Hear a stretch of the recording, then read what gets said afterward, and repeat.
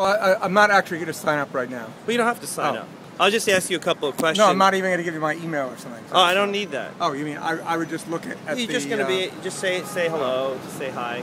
And then you're just going to... Okay. The premise of the show is, well, it's idea. about me. This is my reality show. So you're kind of a guest on this show. Yeah. So you get a lot of guests? I'm starting to. Yeah, I just started doing this recently. So it's kind of a reality show. There's some comedy, there's some drama, there's a little of everything. But the premise of the show is about how everybody's life has, you know, good and bad in it. You know, there's some really good stuff and there's some really crappy stuff, but we don't censor it. You know, we keep it real. So, you know, usually what I ask somebody on the show is just, hey, tell us about your life and your day and what's good about it and what's bad about it. Whatever you want to share. If you want to, it's like 1 minute. If not, you don't have to. But if we make money, you know, we pay people to be a guest. So, but in order to watch it, I have to go to your website? Well, yeah, it's free though. You don't have to go to my website. It's a YouTube channel. Oh, it's a YouTube? Yeah, it's free. So, it's up to you. Okay, I'll say something quickly. Okay, what's your name? You can talk about the bike, whatever. Yeah. What's your name? I happen to. My name is Eric, and I happen to see that you had a folding bike. Okay. And I was wondering why they're not cheap folding bikes that are made. Oh. Now, first, it's too bad. Why can't they make cheap things in the United States that will be sold cheaply? Well, yeah, okay. And even China is not making a cheap folding bike right now. And I do see that there are $89 bikes when you go to Walmart, when you go to any of those kind of big box stores. Right. And they should be a folding bike like this. I think many people would like it because they could use it in the subway and use the folding bike. Okay. But generally, one of the problems, as we all know, is that if it's made in the United States, it would not just be what the price of this one made in China is. Right. It'd probably be twice the amount because American labor deserves to be well paid. Right. But that seems to be a problem right now. So if Americans are doing the work, they want good wages for their labor, and I don't blame them.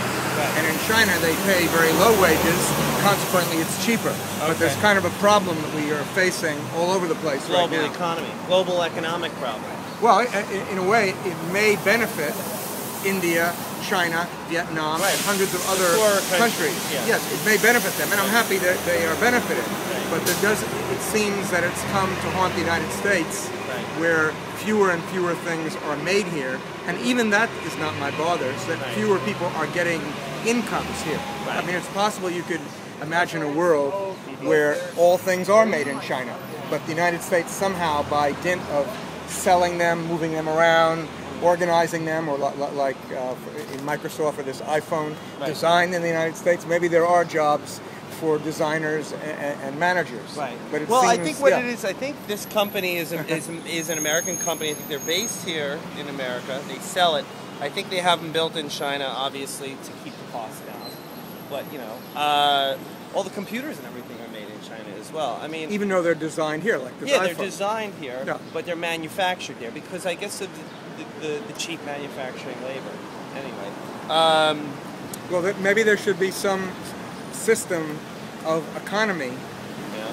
I'm not saying what it is because people might say, "Oh, you mean communism?" I don't mean anything like that. I just mean where somehow, if we're saving so much on the industrial manufacture that comes from China, then perhaps those benefits should be not just to the corporations, which I'm not against them making some money, but there's this practical problem that Americans are not getting enough money back in wages. Okay. Maybe there could be some formula where if you're buying all the industrial things from China, all the Americans benefit somehow when these things are sold in America. Right.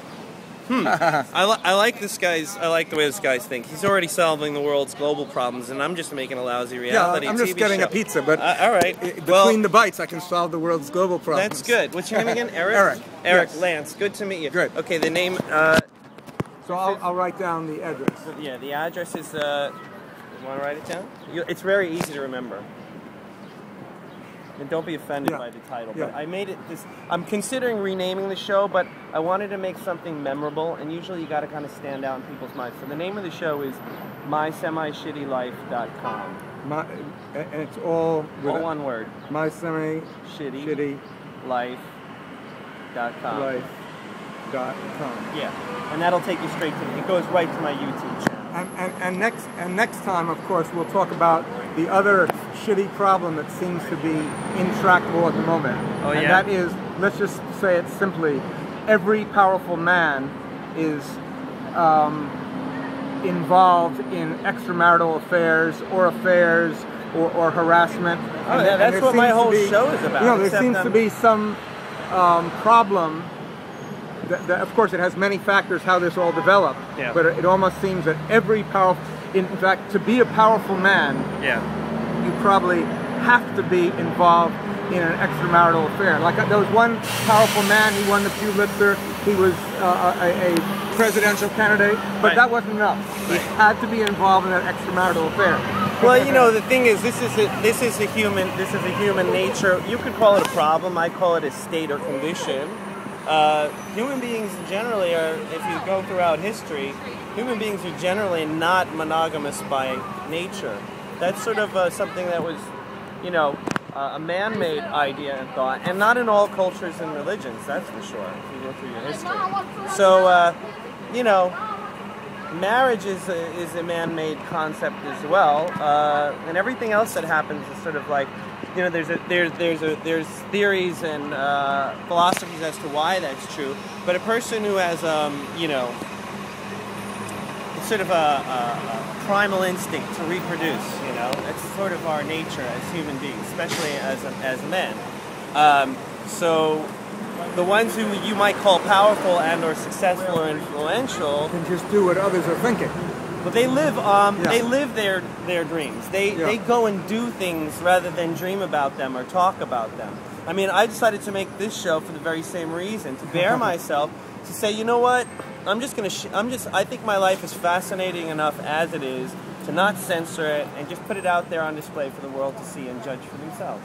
Well, I think because you're making this program, your life is going to be less shitty. Exactly. I'll drink to that. Okay. All right, Eric. Take care.